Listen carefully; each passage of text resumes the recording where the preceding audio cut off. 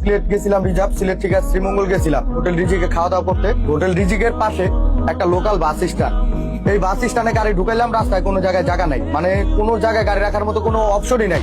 গাড়ি প্লেস করতে গিয়ে রাস্তাটা নরম হওয়ার কারণে, ওই যে গাছ থাকার কারণে, বৃষ্টি হয়েছে, পিছলা হওয়ার কারণে যেরকম আমাকে একটা গাড়ি মনে করেন ফাইসা গেছে, চাকা ফাইসা গেছে।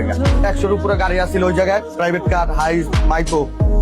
তারা কি করলো, আইসা কইতাছে ওস্তাদ আপনারা আগে খাওয়া দাওয়া করেন, আপনারা খাওয়া দাওয়া করেন, আমরা কথা দিলাম আপনার এই গাড়ি যদি মনে করেন ঠেলা না কান্দে করে যদি পার করে দিতে হয় আমরা পার করে দিব।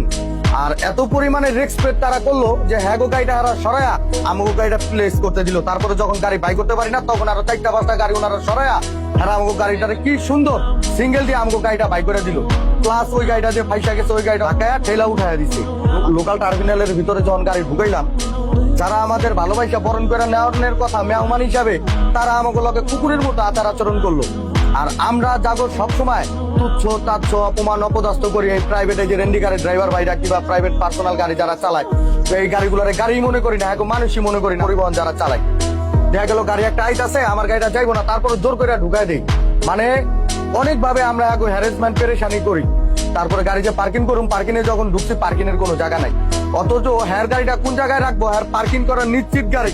আমাকে গাড়ি দেখে আমাকে কইতাছে কয় ড্রাইভার সাহেব ওস্তাদ আপনারা আইছেন 2টা মিনিট সময় দেন, আমরা যথেষ্ট পরিমাণে মানে যতটুকু পারি আমরা গাড়ি সরাই দিতেছি, আপনারা গাড়ি রাখেন। মানে তাদের প্রতি আন্তরিকতা এবং চিরকৃতজ্ঞ এবং চিরঋণী তাদের কাছে হইলাম। কিন্তু ব্যক্তিগত ভাবে কালকা যে দিকটা দেখলাম, এই চিত্রটা টোটালি ভিন্ন। মানে তারা আবারও প্রমাণ করে দিল যে আসলে সব মানুষ এক না, হাতের 5টা আঙ্গুল যেমন সমান না, সব মানুষ এক না। শ্রীমঙ্গলের একটা বিষয় নিয়ে পাবলিক পথচারী কিংবা ওই এলাকার ড্রাইভার নিয়ে একটা মন্তব্য করছিলাম বাদে, এটার জন্য আন্তরিকভাবে দুঃখিত, লজ্জিত এবং আমি ক্ষমা প্রার্থী। আমি আপনাদের কাছে সবার কাছে অনুরোধ কিংবা হাত জোর করে ক্ষমা চাইতেছি। আমি যে আচার আচরণটা আপনাদের সাথে করছিলাম অনেক খারাপ করছিলাম, মানে যেটা আসলে আমার করা উচিত। পরিবহনের ড্রাইভার হিসাবে আসলে এগুলা মানুষ আমার কাছ থেকে আশা করে না। তারপরেও আমি যেটা বলছি, যেটা করছি, এটা ক্ষমার অযোগ্য। আসলে কোনো দেশ নিয়ে কিংবা কোনো জেলা নিয়ে কিংবা কোনো এলাকা নিয়ে আমাদের মন্তব্য করাটা উচিত না, কারণ আমিও বাংলাদেশের, আপনিও বাংলাদেশের, খারাপ ভালো সব জায়গায় থাকে। বিল নষ্ট করার লিগে একটা কানাবগি যথেষ্ট। বিষয়টা অবশ্যই ক্ষমার চোখে দেখবেন।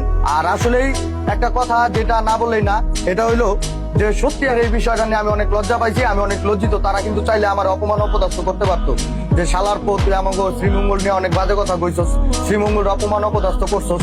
আসলে এই বিষয়গুলো নিয়ে আমার অনেক অপমান হ্যারাসমেন্ট করতে পারতো, কিন্তু তারা ওইটা করে নাই। যতটুকু পরিমাণে রেসপেক্ট কিংবা আন্তরিকতা তারা দেখাইছে, আসলে সত্যি আমার নিজের কাছে নিজের ছোট মনে হইলো। তাদের কাছে চিরঋণী হয়ে গেলাম, চিরকৃতজ্ঞতা রইলো তাদের জন্য। তাদের জন্য দোয়া করি তারাও যেন ভালো থাকে। আর তাদের জন্য আমার মনের অন্তরের অন্তঃস্থল থেকে ভালোবাসা এবং শুভকামনা রইলো। সত্যি আমি তাদের কাছে চিরঋণী হয়ে গেলাম। ধন্যবাদ।